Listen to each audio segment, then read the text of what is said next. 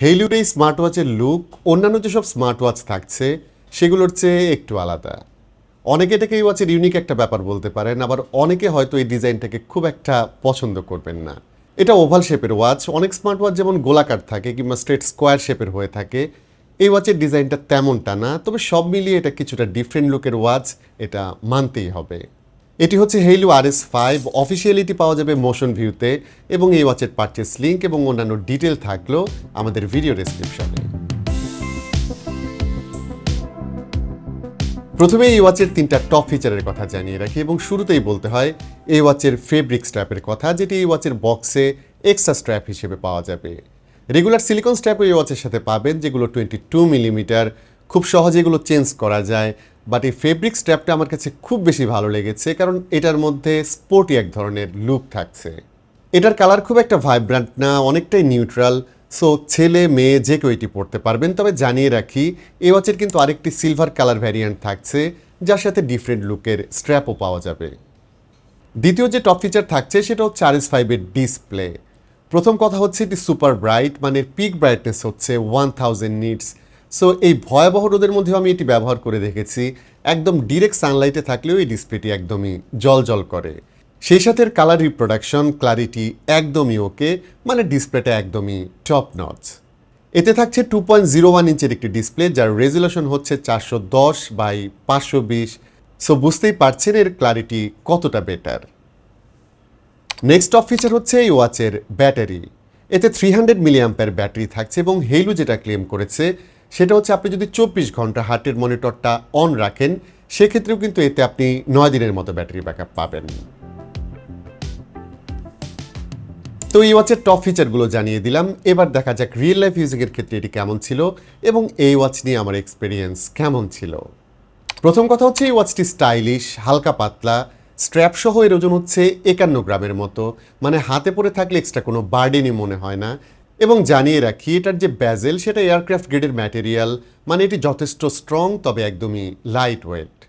হালকা পাতলা এই ওয়াচে আমরা IP68 রেটিং পাচ্ছি, মানে নর্মাল হাত মুখ ধোয়ার কাজে এটি আমি ব্যবহার করে দেখেছি, কোনো ইস্যু পাইনি। এবং এটা পরে সুইমও করতে পারবেন। তবে আমি যেহেতু এটা টেস্ট করে দেখিনি, সো এটা আসলে কতটা ওয়াটারপ্রুফ সেটা বলতে পারছি না। এই ওয়াচে আমরা পাচ্ছি ফিজিক্যাল ক্রাউন, যা ঘুরিয়ে ওয়াচটি নেভিগেট করা যাবে, এবং সেই সাথে এতে মাইক্রোফোন এবং স্পিকারও থাকছে। ক্রাউন নিয়ে আমি বলবো এটি ভালো মতো কাজ করে, তবে ব্যবহারের ক্ষেত্রে এটি আমার কাছে দরকারের চেয়ে একটু বেশিই শক্ত মনে হয়েছে। মানে ক্রাউনটা পরে থাকা অবস্থায় এটা রোটেট করা কিছুটা কষ্টকর ছিল। অন্যদিকে স্পিকার বা মাইক্রোফোন নিয়ে আমার কোনো কমপ্লেন নেই। আমি ইনডোর এটি ব্যবহার করে দেখেছি, মানে কথা বলে দেখেছি, কথা ভালো মতো শোনা যায়, এবং অন্য পাশে যিনি থাকেন তিনিও কিন্তু কথা ভালো মতো শুনতে পারছিলেন। তবে আউটডোরে আমি কথা বলে দেখেছি, এর স্পিকারের সাউন্ড অনেকটাই কম মনে হয়েছে।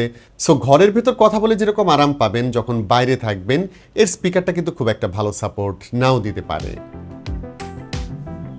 ডিসপ্লের কথা আগেই জানিয়েছিলাম, এটা টপ নচ একটি ডিসপ্লে। অনেকগুলি বোল্ড ওয়াচ ফেস এতে পেয়ে যাবেন। এর পাশাপাশি এতে দুটি অলওয়েজ অন ডিসপ্লেও থাকছে। এতে রেস্ট ওয়েক খুব ভালো মতো কাজ করে, টাচ রেসপন্সও খুবই ভালো। এবং ইন্টারেস্টিং বিষয় হলো হেইলু ক্লেম করেছে এই ডিসপ্লেতে 60 হার্টজ সাপোর্ট থাকছে। ইন্টারেস্টিং বললাম কারণ হচ্ছে আমার এক্সপিরিয়েন্স অনুযায়ী অপারেট করার সময় এটা মোটেই 60 হার্টজ মনে হয়নি। ইউআই আমার কাছে কিছু সময় কিছুটা স্টার্টারই মনে হয়েছে, মানে খুব একটা স্মুথনেস আমি পাইনি। আমি জানি না এটা আসলে ইউআই এর সমস্যা কিনা। যদি ইউআই এর কোনো সমস্যা হয় তাহলে আবার মনে হয় ফিউচারে কোনো সফটওয়্যার আপডেট দিয়ে এটা ফিক্স করা একদমই পসিবল। এই ওয়াচের ইউআই অন্যান্য ইউআই এর মতোই, ডান দিকে সোয়াইপ করলে উইজেটগুলি পাওয়া যাবে, ওপরের দিক থেকে সোয়াইপ করলে কন্ট্রোল সেন্টার পাওয়া যাবে, এবং নিচ দিকে পাওয়া যাবে নোটিফিকেশন। এবং ভালো বিষয় হলো এই ওয়াচে বাংলা সাপোর্ট থাকছে। সো বাংলা নোটিফিকেশন দেখতে কোনো সমস্যা হবে না। নোটিফিকেশনের কথায় যেহেতু এলাম, এখানে জানিয়ে রাখি নোটিফিকেশন রিপ্লাই এখান থেকে দেয়া যাবে না। তবে যখন কেউ কল করবে সেটা যদি আপনি কেটে দিতে চান, তখন কিন্তু ফিরতি মেসেজ পাঠানো যাবে, যা হয়তো অনেকেরই কাজে লাগবে। অ্যাপের কথায় যদি আসি, এখানে অ্যালার্ম ক্লক, স্টপ ওয়াচ এবং ক্যালকুলেটর ছাড়া সেরকম কাজের কোনো অ্যাপ থাকছে না। যদিও এতে ক্যামেরা শর্টকাট, ওয়েদার এবং ফোনের ভয়েস অ্যাসিস্ট্যান্ট ট্রিগার করার অপশন থাকছে।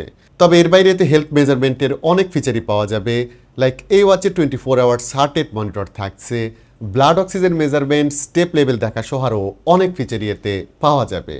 রিডিংস নিয়ে যদি বলি, এগুলো রিডিংস একদমই ওকে টাইপের, অ্যাকুরেটের কাছাকাছি মনে হয়েছে। যদিও পার্সোনালি আমার কাছে এগুলো খুব একটা কাজে লাগেনি। আপনি চাইলে এই ওয়াচের রিডিংগুলো দেখতে পারবেন, তবে ডিটেল দেখতে চাইলে এই ওয়াচের যে company on app Haylou fun, সেখানে গেলে ডিটেল রেজাল্ট দেখতে পাবেন। তবে রিডিং দেখা ছাড়াও এই অ্যাপ থেকে প্রচুর ওয়াচ ফেসও আপনি ডাউনলোড করতে পারবেন। কানেক্টিভিটির কথা যদি বলি, এই অ্যাপের মাধ্যমে ওয়াচটি ফোনের সাথে খুব ভালো মতো সিঙ্ক্রোনাইজড হয়, ব্লুটুথ কলিংয়ের জন্য আলাদাভাবে কানেক্ট করতে হয় না এবং কানেকশন ভালো রকম স্টেবল ছিল।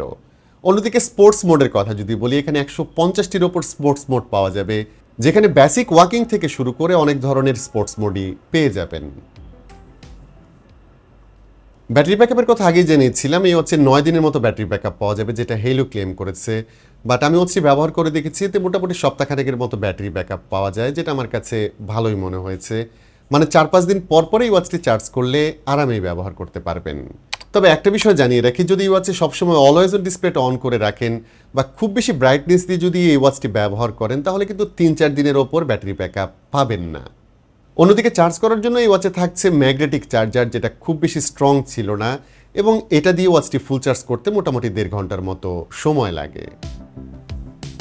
তো এই ওয়াচের স্ট্রং পয়েন্টগুলো আগেই জানিয়েছিলাম, যেমন এতে সুন্দর একটি লুক থাকছে, এটি হালকা পাতলা, এর ডিসপ্লেটি টপ নচ এবং ব্যাটারি ব্যাকআপও বেশ ভালো ছিল। তবে ডাউনফলসের কথাও জানিয়েছি এবং সেটা হচ্ছে এর ইউআই কিন্তু এখন পর্যন্ত আমার কাছে খুব একটা স্মুথ মনে হচ্ছে না এবং স্মুথনেসের ক্ষেত্রে এটা অবশ্যই পিছিয়ে থাকবে। বাট সফটওয়্যার আপডেটে যদি এটি ফিক্স হয়ে যায় সেটা অবশ্যই ভালো হবে। আর এই ওয়াচের আরেকটি ডাউনফলস থাকছে, সেটা হচ্ছে এর প্রাইস। এটার প্রাইস হচ্ছে 4,999 টাকা, যেটা আমার কাছে মনে হয়েছে কম্পিটিশন অনুযায়ী এটার যেসব ফিচার সেই তুলনায় একটু বেশি হয়ে গেছে। এটার প্রাইস আর একটু কম হলে অবশ্যই বেটার হতো। যাই হোক, আজকের ভিডিওটি এখানেই শেষ করতে হচ্ছে। ওয়াচটি আপনাদের কাছে ওভারঅল কেমন মনে হয়েছে সেটা অবশ্যই জানাবেন কমেন্ট করে। ভিডিওটি ভালো লাগলে please hit the like button, share করতে পারেন আপনার বন্ধুদের সঙ্গে। আজকের মতো আমি বাবু এখানেই বিদায় নিচ্ছি। সবাই ভালো থাকবেন, অনেক ভালো।